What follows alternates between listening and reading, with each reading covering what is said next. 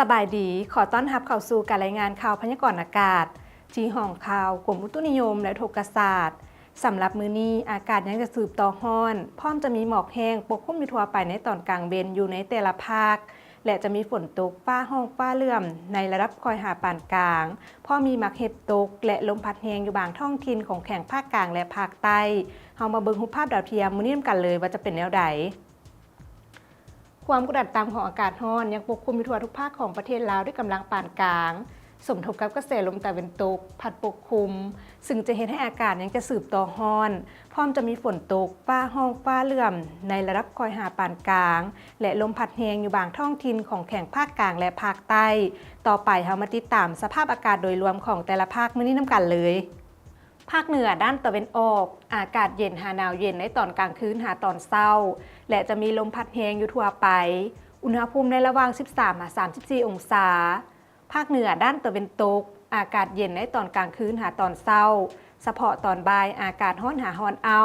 พร้อมจะมีหมอกแห้งปกคลุมอยู่ทั่วไปและจะมีลมพัดแรงอยู่บางท้องถิ่นอุณหภูมิในระหว่าง 13-40 องศา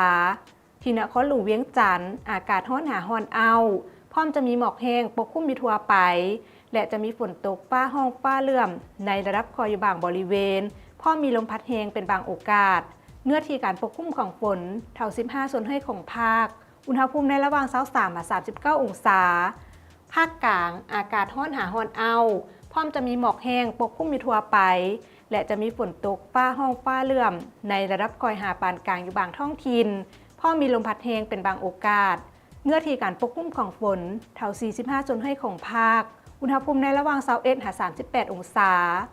สำหรับแขวงไซสมบูรณ์อากาศเย็นพร้อมจะมีฝนตกในระดับคอยอยู่บางบริเวณในระยะตอนบ่ายหาค่ำและมีลมพัดแรงอยู่ทั่วไปเนื้อที่การปกคลุมของฝนเท่า 30 ส่วนให้ของภาคอุณหภูมิในระหว่าง 16-34 องศาภาคใต้อากาศร้อนเอาพร้อมจะมีหมอกแห้งปกคลุมอยู่ทั่วไป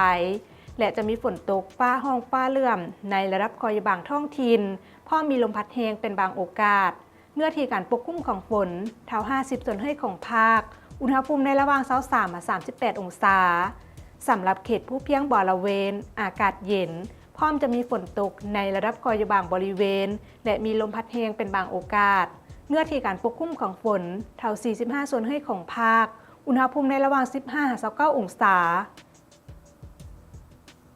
ท่านผู้ชมที่เคารพมาฮอดนี่การรายงานข่าวพยากรณ์อากาศก็ได้หมดเวลาลงแล้วท่านสามารถติดตามชมโดยผ่าน Facebook หรือ YouTube ที่ขึ้นตามหน้าจอนี้